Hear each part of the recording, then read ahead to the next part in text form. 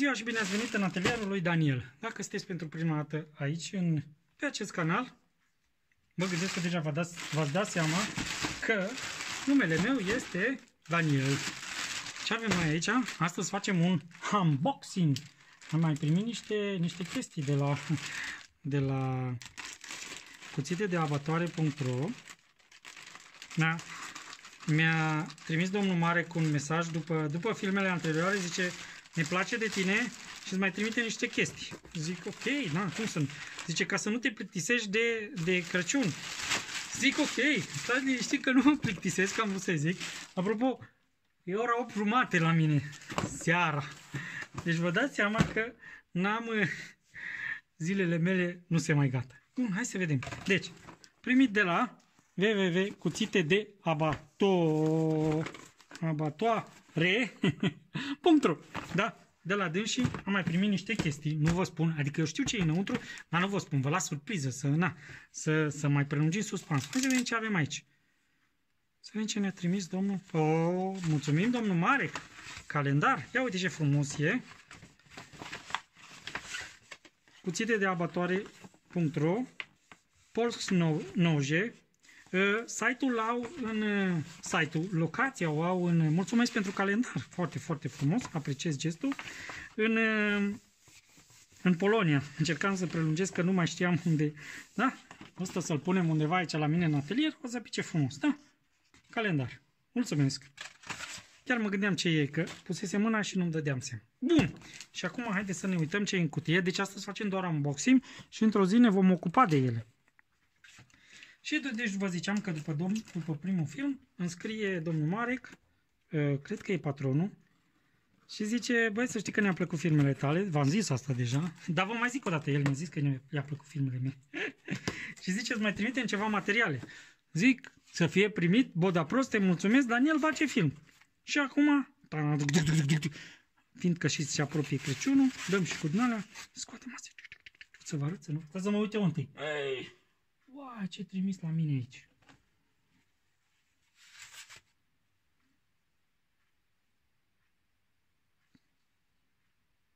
Surprins că de asta nu știam că îl primesc. Asta e un corn, dar nu știu de ce, trebuie să-l întreb de ce animaloscent este. Asta se folosește la cuțite. Ioi, ce fain e ăsta! Stai că... ușor. Ne luăm cu început. Da? Deci un corn care se folosește pe post de mâner de cuțite. Acum eu apreciez, dar eu nu folosesc, eu nu fac cuțite, eu doar îl reprezint. Deci asta se folosește la cuțite. Puteți cumpăra de la dânsi. Bună idee. Deci dacă aveți de cumpărat mâneri de cuțite, se pare că dânsii au. După aceea, mi-a zis că îmi trimite niște obiecte care sunt cu defect la dânsii. Ia uite, și Pix. Mulțumesc și de Pix. Data trecută mi-au trimis o brichetă. Obiecte cu defect la dânsii, pe care dânsii ori nu le vând, ori deja le-au folosit ca și demo în alte părți. Ăsta este un briceag Damasc. Dar o să ne uităm noi într-o zi, pentru că tare mie că vreau să zic că e doar vopsit, dar bă, se cam unesc astea. Șmirgăl. Să vedem dacă e vopsit. Unde e șmirgăl? Că acum așa, mai destricat, mai mult decât e stricat, acum nu-l putem strica, da? Și să vedem dacă e damasc adevărat. Domnul Marek, vă asumați riscul. Dacă nu e damasc adevărat, nu e vina mea. Da, e damasc adevărat, mă. Sunt foarte multe... Vezi? Unde le-am dat eu cu șmirgălul, nu s-a dus, vezi? Sunt foarte multe fake-uri, mai ales din China, care vine și vă spune că e damasc, dar de fapt ele doar sunt colorate. Și mai sunt alea de damasc,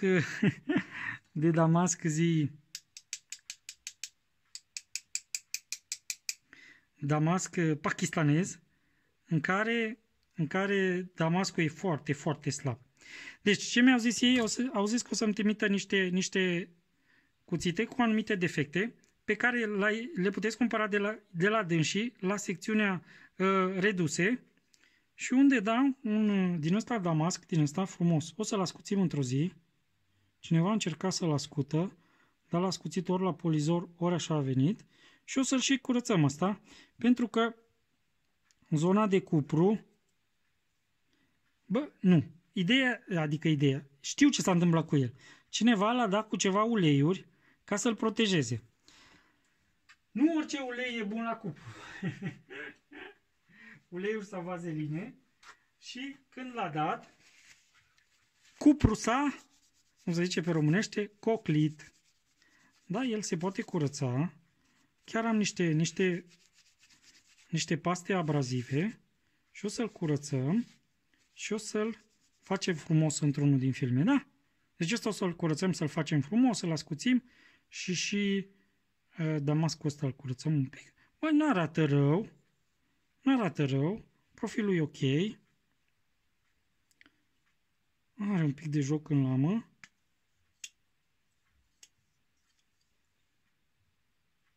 Tot uit pe aici că de obicei când e folosit se vede la interior, dar nu, dacă e folosit. Așa, după ce s-a închis, stă bine, are un pic de joc în lamă, o ticuță, da? Bun, deci ăsta e un briceag, o să vă las linkul la el, e din secțiunea de reduse. Acum, ăsta ori s-a coclit cu... Nu, deci ăsta a fost folosit, l-a folosit cineva mult. Bă, vedeți? Exact ce vă spuneam eu. Văd aici ceva ulei sau ceva, care bănuiesc, da, am lovit suportul de cameră, bănuiesc că a reacționat cu cupru. A încercat să-l protejeze cu, ia uite, vezi? Cu ceva vaselină sau ceva, care a reacționat cu cupru. Ce știu ce, vaselină pe bază de ceva și a reacționat cu cupru și s-a coclit. Trebuie curățat frumos și o să iasă frumos. Deci, odată, un briceag damasc. Da? Vă las linkul mai jos, dacă vă place. După aceea, ăsta îl lăsăm mai la sfârșit. Încă un briceag, și încă un briceag, și încă un briceag, și încă... Da. Asta nu știu dacă se vinde la ei pe site.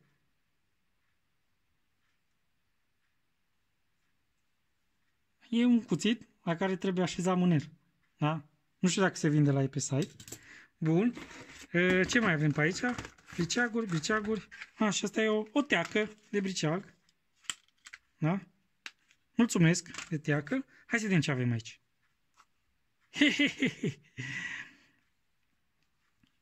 Tot așa damasc. Băi, nu știu ce să face cu astea.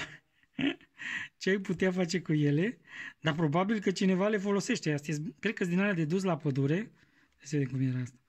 Da? Ce teacă frumoasă are. Și un cuțituș. Vă las link-ul și cu ăsta. Da, și ăsta a fost folosit de către cineva. Tot așa damasc. Arată frumos, interesant, da? Nu știu ce s-ar putea face cu el. Bine, cine-s din ăștia de dus pe coclauri, probabil știu ce se face cu el, dar eu sunt mai din ăsta mai cu ascuțitul la ele. Frumos și teaca, da? Probabil și ăsta e tot din categoria de produse reduse, da, la discount. Un cuțit de măcelar de la firma Caribou, da? Cu număr de înmatriculare, adică serie, cu număr, cu bam. Made in France. Calitate, garantii și Caribou. Seamănă foarte mult cu, aoleu, m-am înțepat. Ce bine tai. Cu cuțitele de la, mai văzusem și în alte părți, da? Hai să vedem cât de...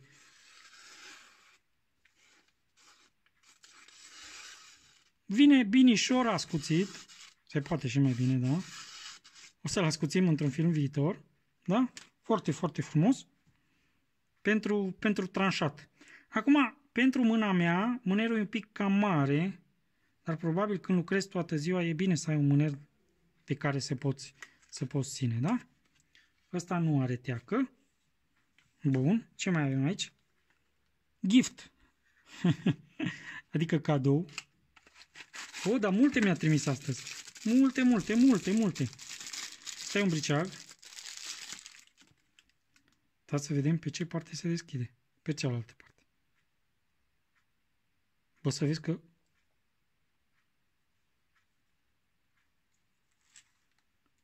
Da. Stai din ăla cu... Ba, n-are ambele părți, numai o parte taie. N-are arc. Sperăm să aibă arc. Dar nu, ci că nu-i mai voie să se vândă din alea cu arc. Dar bine, îi face un flip. Îi face un... Pac! Și s-a deschis. Nou-nouț, frumos, din ăla Army Style, adică din ăla care nu sclipește. Uite ce m-am murdărit de la cuclitul ăla.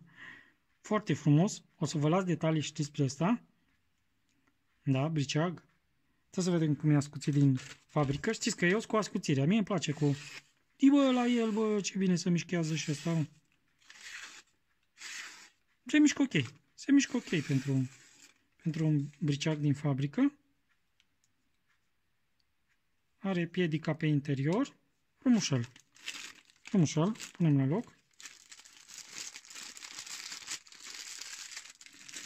Bun. Avem unul micuț și mai avem ăla de neck knife. Asta nu știu, asta se vede că nu m-am uitat ce scrie pe el. Vezi, mama, dar nu m-am uitat dacă scrie vreo firmă pe el. Nu scrie nici pe lamă. Nici pe lamă nu scrie. Așa, niturile astea sunt foarte frumoase. Da? Înstelate. Are și din asta zi agățătoare pentru curea. Da? Vine într-o țiplă și într-o cutie. Într-o zi o să mă ocup de ele. 522A. O să mă ocup de fiecare în parte și îl facem pe fiecare în parte bobocel, adică să ascuțesc, să taie bine. Da? Acum doar vi le prezint și urmează filme în care o să ne ocupăm și cu ascuțirea lor. Nu, ce om avea aici? Că stai cam micuț să fie. Ia uite ce avem noi aici. O piatră diamantată, placă diamantată de fapt, de buzunar. Este foarte bună pentru ascuțit bricege sau cuțite mici. Când sunteți în pădure și nu aveți ce faceți seara la foc, da? Pentru ascuțit, dar nu ascuțit din ăla de nu mai taie deloc și să-l ascuți, ci așa un picuț să-l ascuți, să-l faci mai tăios până ajungi acasă. Design in Spain, made in, bineînțeles, China, K25. Deci asta e o pietricică de ascuțit. Bun, cutia nu ne mai trebuie. Și rămăsesem pe ăsta ultimul, și anume un neck knife se numește. Mini USMC Survival Knife. Humvee, no matter what the mission. Vroiam să mă uit unde e fabricat. Băi, e cu din alea cu World Register, Trademark, Humvee, bla bla, California. Bă, să vezi că e fabricat prin vreo țară din aia adevărată. Bun, hai să-l desfacem pe ăsta. Unde e boșchetarul meu? Ăsta e brișcul meu. N-a venit din setul ăsta. Ăsta l-am cumpărat eu pe banii mei. E un briceag Ganzo. Cam ăsta îl folosesc eu de zi cu zi. Și dacă ghiciți la ce folosesc, folosesc la pachete și colete. Cam asta fac eu cu briceagurile. Haideți că vreau să-l desfac frumos, să nu stric hârtia asta, pentru că vreau să văd dacă găsesc pe undeva unde a fost fabricat. Bun, să nu mă tai unde alta. Că am și ascuțit de curând ăsta Ganzo al meu.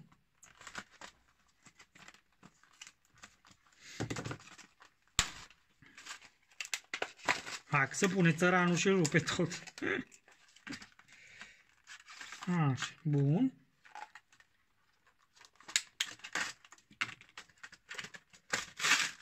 Chiar aseară m-am uitat acum știm unde e fabricat. S-a elucidat misterul. Fabricat în China. sub sigla Humvee. Chiar aseară m-am uitat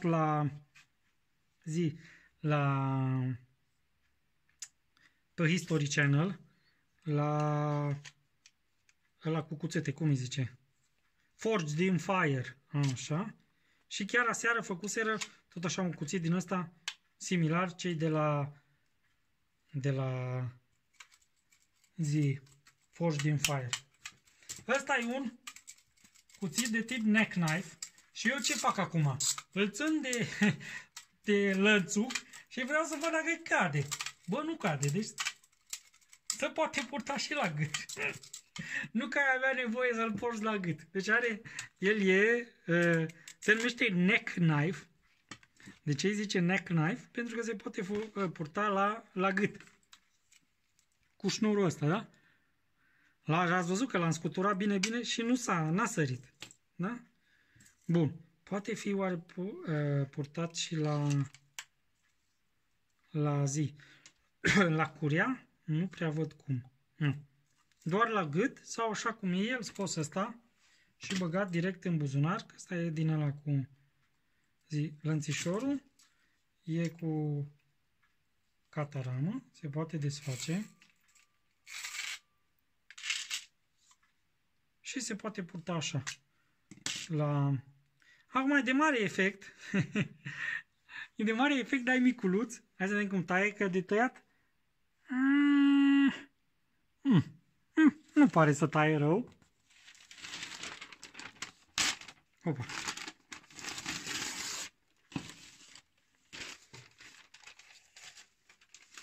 Dar să știi că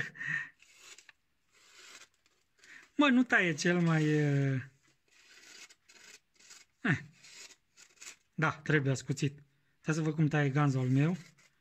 Și ganzoțul trebuie ascuțit. Da, trebuie ascuțit și ganzoțul meu. Într-o zi. Bun, că ne încurcăm cu încurcala. Bun, hai să mai recapitulăm și să mai facem un pic de curățenie aici. Deci am primit astăzi un neck knife.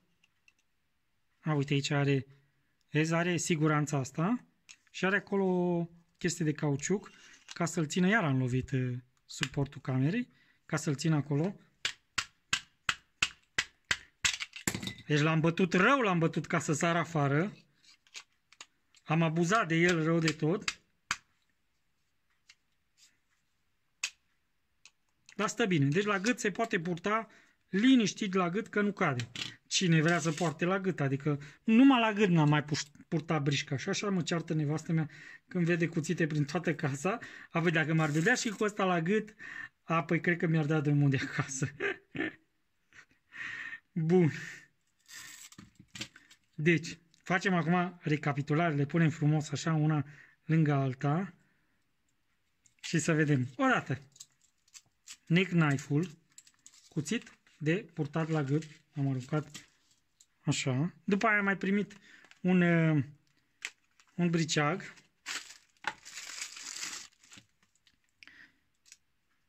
În formă de lama e în formă de folie de eucalipt, cred că, așa se numește, da?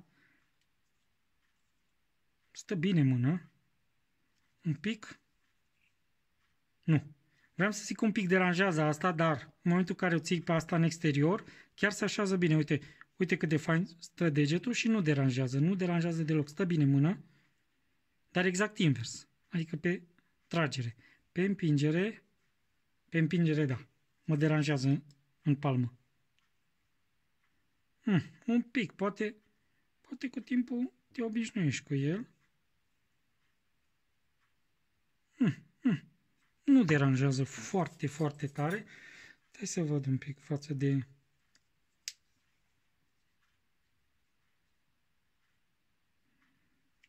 La ganzo parcă stă mai bine. Parcă stă mai bine chestia asta de agățat la centură. Acum, la asta e și mare mânerul, e gros, dar are și lemnul ăsta aplicat și un pic, totuși, parcă un pic deranjează, dar nu mult. Nu mult. Fain, e măreț, e balșoi. Bun. O să venim cu detalii și facem cu fiecare în parte câte un filmuleț. Da? Așa. briceag. Aici este plăcuțica aia de ascuțit. Am mai primit bortoșelul ăsta mic. Bă, dar nu știu ăsta ce e. Trebuie să caut exact să văd ce-i cu el. Și pentru ce se folosește ăsta. Nu știu dacă nu e un fel de skinner. Adică nu de schingiuit, de jupuit. Așa că nu mai îmi vine cuvântul în minte. Am mai primit un mâner de corn. Probabil că ăsta s-ar putea folosi. Da. Dar acum cine interesa, că eu nu mă pricep la din astea. Deci ăsta bănuiesc că a avut mâner și a căzut.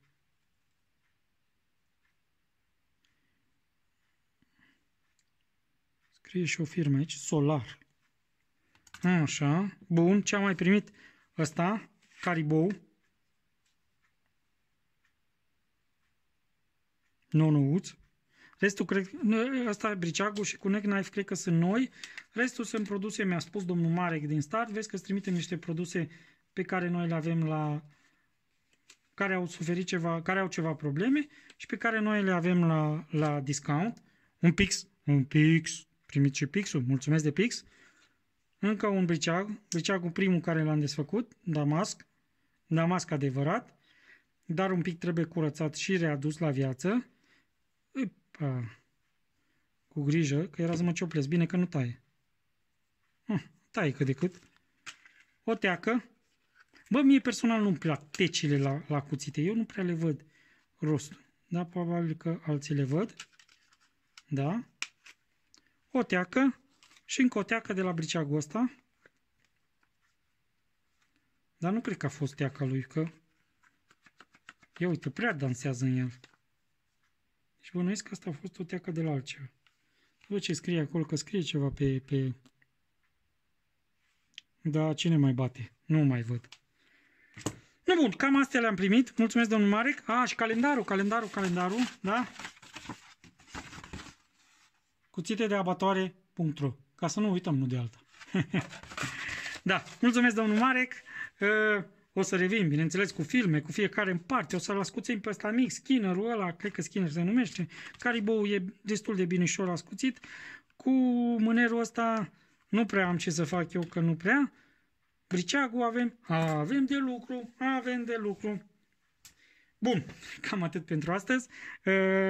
Dacă e pentru prima dată și v-a plăcut ce ați văzut, puteți să vă abonați. Dacă doriți produsele, vă las linkurile mai jos. Puteți să intrați atât pe site-ul cuțitedeabatoare.ro, cât și linkurile pe care le au dâns și pe EMAG. Ei vând și pe EMAG. Da? Puteți cumpăra de oriunde, dâns și nu se supără. Eu aș prefera să cumpărați de la EMAG, că îmi primesc și comision de acolo. Dar nu-i ziceți domnul Marek, da? Bun. Cam atât pentru astăzi. Vă mulțumesc. Like, comment, subscribe, clopoțel, reclame. Dați încă o dată, că nu le-ați văzut. Like, comment, clopoțel, subscribe, reclame. Da? Nu uităm și de reclame. Și până data viitoare, vă doresc o zi bună.